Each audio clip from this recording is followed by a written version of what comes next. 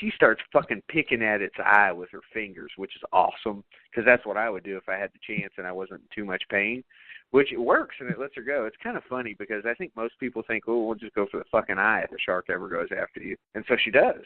And, you know, Lisa and Kate, they're helped back into the boat, and they're kind of laying side by side, and their fucking wounds are nasty. And when I'm watching this movie for the first time, I'm thinking, what if these bitches are going to bleed out? Like, they look bad.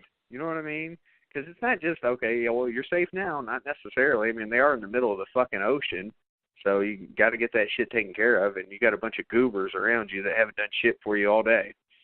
So Lisa's kind of looking at the wound on her hand. And again, Lisa, one more time to reiterate, that's Mandy Moore. She's looking at the wound on her hand, and she kind of notices that the blood from it's kind of blowing off into the wind instead of flowing down from her arm. And, she starts hearing Taylor's voice, and this is where you find out. And I don't know if you guys saw this coming or not. I did not, because I was looking for hallucinations like weird colors and shit. I was not looking for entire storylines that weren't happening. So, you know what I mean? Like, my wife guessed it, but I did not. She was like, I knew it. I was like, I didn't fucking, because I paid attention to what they said, but I'm looking for weird shit to pop up, not her having an entire episode that didn't happen. So anyway, here's what happens here. Lisa's been hallucinating everything since she began breathing from the new oxygen.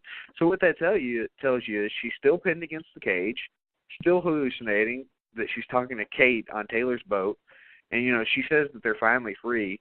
She fucking starts laughing hysterically. You can tell she's fucking out of it. And on the radio, Taylor tells her that she's hallucinating, but the Coast Guard is there, and they're coming down to help her. Coast Guard doesn't look like the Coast Guard, just for the record. It really does. It looks like me, you, and Blake just going down there with like a couple of spear guns. You know what I'm saying? Yeah. They didn't seem too equipped, is all I'm saying. It's about like the music showed up at wrestling the other night. They didn't care. Yes, that ambulance was the most worthless ambulance I've ever seen in my life. They're like, fuck them. So anyway. Yeah, this is let them bleed out. It's okay. Yeah, we'll get to that.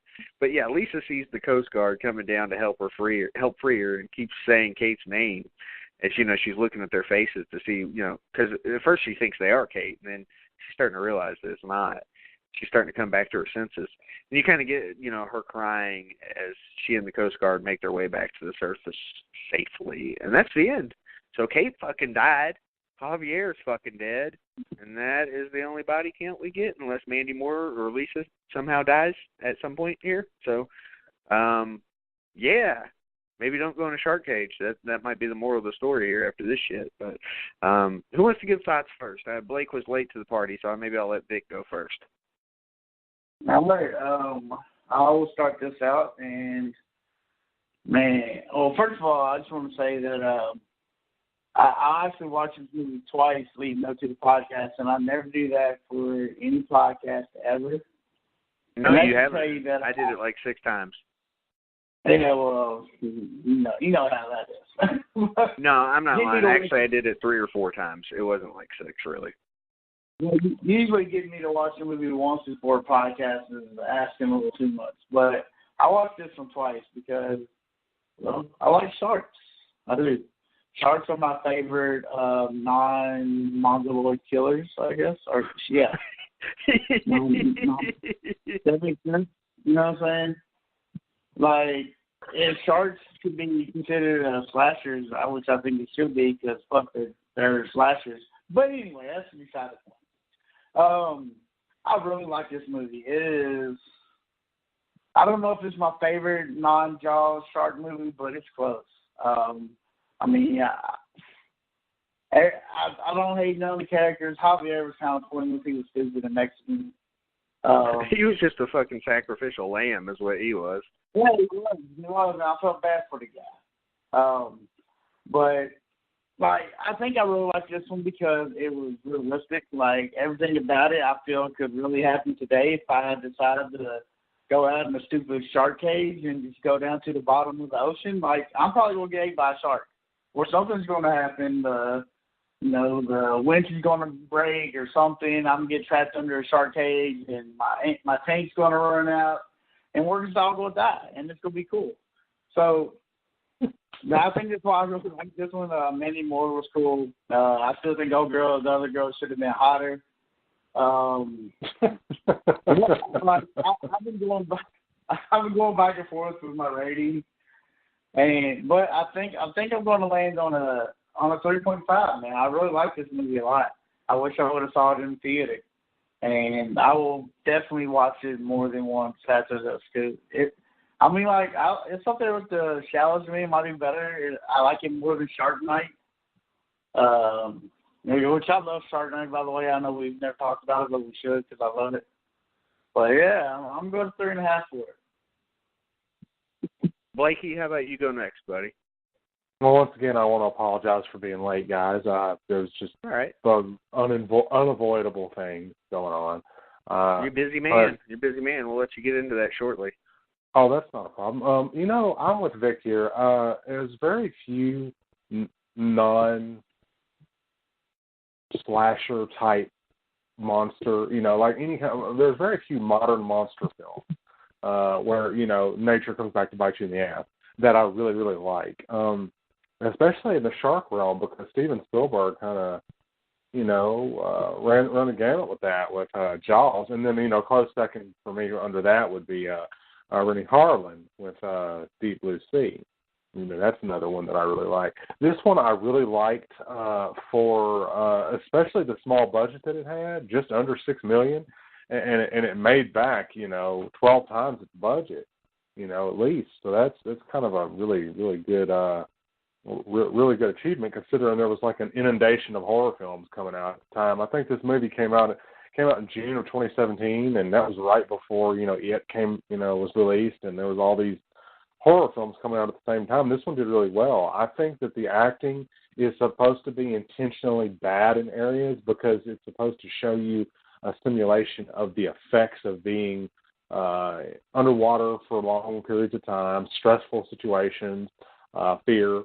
And I think that's part of the fun of the film is that you're, experiencing as close as you can get to the kind of terror that they're experiencing. The kills were good.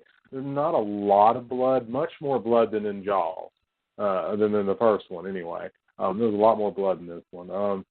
The shark was good. There are some areas where you can kind of tell that it's sort of not a practical shark. It's not like a practical effect. It's CGI'd, and that's fine. For this instance, I think they did a really good job with that. That and the murkiness of the water, that kind of adds to, some areas. I wouldn't be surprised if there were some shots where they used a practical shark, but you don't know that because of how, good the environment blends in with it. But again, acting is decent in areas. Mandy Moore, was on her A game as far as her acting goes. I know her mostly from being a singer, not for being an actress, but she did a good job. The orchestration, the soundtrack, as far as the score is concerned, I really like that. I think that's really good. Dimension Films, production company there, and they did the Scream films and several others. So I think they kind of really did something really cool by getting involved with something that wasn't like a slasher horror. So overall, I'd have to probably go with Vic and say about a good solid 3.5 razor calls out of 4. I think it's a really, really good a shark film, and to be something that's British, not necessarily American film. I think that sort of speaks for itself. Indeed. Well, fellas, okay. I think I was right there with you the first time I saw this movie. It took me off guard. Like, I hadn't heard great things about this movie. I don't know if I'm just running in the wrong communities or what, but people just didn't say anything nice about this movie. They're like, and again, I think this is the Jaws effect. Once you've seen Jaws, it's possible to live up to that. So I guess it depends on what you're like as a horror fan, and most people that I had seen talk about this movie didn't have great things to say, which is sad. But that being said, I watched it. I was surprised by how tense it was, because there were some fucking moments where I was like, Jesus Christ, this stuff. I mean, there was a lot of tension. And Blake, so I don't spoil anything, have you seen Frozen or not? I can't remember. Frozen. Green's. The Adam Green Frozen? Yeah. No, I have not. Okay. So I won't spoil that. But what I will say is that it had a similar vibe to it. What do you think about that, Vic? Similar vibe to Frozen, Adam Green's? I agree 100%. I was thinking about that earlier as we were talking about it, actually. I mean, I know we can trace this back to like Night of the Living Dead, but basically what it is it's people that are isolated. I mean, Jaws is this way in its own way. Isolated. There's no outside influence to help you, and now you got to figure out, what do you do? That is always an important question in these movies. What do you do? And that what that does is that involves the viewer, and it did involve me on the first viewing a lot, because I'm trying to figure out, what would I do in this situation? Probably fucking die. That's pretty much what would happen. It would be just like how I felt about Adam Green's Frozen. There's some ideas that I would try. None of them would probably end well for me. I'd probably swim up too fast and die of the fucking bends. That's probably the thing that would happen to me, because I don't think I could just hang out for 5 minutes while I get my shit together. So anyway, the tension was there. Mandy Moore, I thought, was good acting. And by the way, I talked about it earlier. Remember when I said that Kate's acting was terrible whenever she was saying, "I'm injured. I'm hurt really bad. I'm bleeding badly." Like, all of that sounded horrible. But technically, if it never really happened, I guess it would make sense, because it's going on in her own mind, in Lisa's own mind. So it should kind of be corny, because that's kind of how we see things in our own mind when you write shitty dialogue for things. Now, some of us aren't writers, Blake. That's all I'm saying. The rest of us, we don't write. We don't write dialogue. That's all I'm saying. So if I were to do that, it wouldn't turn out well, because I've always sucked at dialogue whenever I write. I can write, but when it comes to dialogue, not so much. So anyway, the blonde chick was not as hot as she should have been. I agree with Vic. And here's why we bring this up, Blake. She looked good, okay? I'm not saying she didn't. I'm not saying she wasn't attractive. But, like, she was supposed to be, like, the hot chick of the movie, and in that she was the one that got all the attention. But Mandy Moore's prettier than her. I don't get it. And she also reminded me of the blonde chick at the start of Trick or Treat, the one that Sam fucks up, so because she disrespected Halloween. Anyway, this is a shark movie from 2017. And what does that tell you? It means there's going to be some CGI. But I thought the sharks looked good. I didn't have any issues with them. Yes, it was too dark at times, but that part where, like, they're overlooking the endless fucking ocean, that was cool, even with the darkness, because that's what made it effective. But here's the problem with all that. Once I watched it again, I was kind of bored. Like, this movie on repeat viewings, I don't think it gets better. I think it gets worse. Not because the movie's not up to snuff. It's just that it's not a repeat viewing type of movie. It's maybe a once-a-year type of movie. It's not the one that you would watch every few months. I could watch Jaws every few months. I could watch certain movies every few months. But this one, you watch it, you put it to the side for a while, and then maybe you'll get something out of it the next time you watch it. So I was always at 3.0 on this movie, 3.0 machetes out of 4. So the first time I saw it, I was probably at a high 3.0. After I watched it again and again, I got to go a little bit lower at a low 3.0. I thought it was good, but there's just not like, they had to come up with shit to go on, because there's just, in that situation where you're isolated, there's not a lot you can do. So, like, the tension's good, but at times it's kind of boring too. And I guess you could say that about Frozen, but I liked the dialogue better in Frozen. Hopefully that makes sense. You know what I'm saying, Vic? You remember the dialogue in Frozen? Like, I liked listening to those people talk to each other. Hearing these girls talk to each other does nothing for me. Yeah, and I mean, I think with Frozen, you can get into them more because they're not underwater talking through a freaking tank. Yeah. But, it's probably a little bit easier. But I mean, I agree. That's why Frozen's 4.0 and this is 3.5. But it kind of was like a Frozen underwater. It was. That's how I feel about it. It was. I mean, really, they just took advantage of, the isolation and all that shit. But at the end of the day, it's a good movie, and it's a good shark movie, and it's worth watching. So that's the important thing, is you should see it. Everybody should watch it. And if you don't like it, let us know why. On all our social media platforms. But the point is that we don't often get good shark movies. There's shark movies, but there's not often good ones. And if you like fucking Sharknado, that's on you. But, you know, that's just not my thing.